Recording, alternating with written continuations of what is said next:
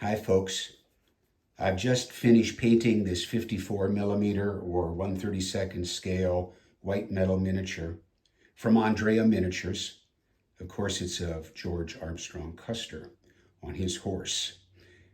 Custer actually had two horses on the 1876 campaign. One of them was a mixed breed Morgan named Dandy. Dandy was a dark bay with a white nose and a star on his forehead. Custer apparently used Dandy for riding in rough terrain and for hunting due to that horse's sure-footedness and agility. For quickness, Custer favored the younger and faster of his two horses, Vic. Vic was a thoroughbred sorrel in color with 3 white socks and a white blaze on his forehead. On the morning of June 25th, 1876, Custer rode Dandy up to the Crow's Nest, where his scouts had been observing the Little Bighorn Valley.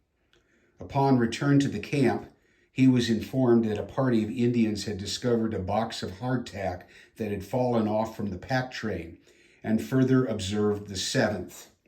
Custer had initially planned to rest his regiment that day, and he altered his plans and decided to attack the hostiles instead of waiting. He switched his mount and was riding Vic when the regiment moved out. Dandy survived the battle. There is some dispute about whether Vic survived and was just taken by the Indians or was killed during the battle or shot to form a bulwark, but he was never seen again. Something like just under 260 troopers and officers of the 7th Cavalry died that day. About 210 of them or so were under the immediate command of Custer and the 5 companies he kept with him. 6 companies had been divided up between Captain Frederick Benteen and Major Marcus Reno.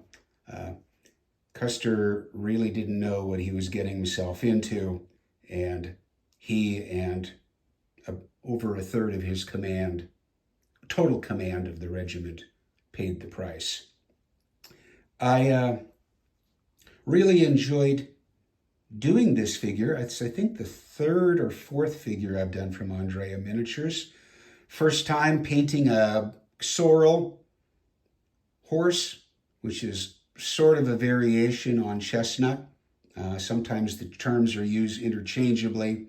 I don't know enough about horse colors to be able to explain that, but I gave it a go.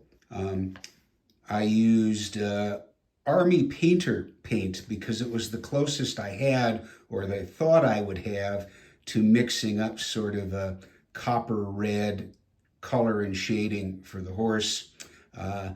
Not sure how I feel about it all, but it looks passable.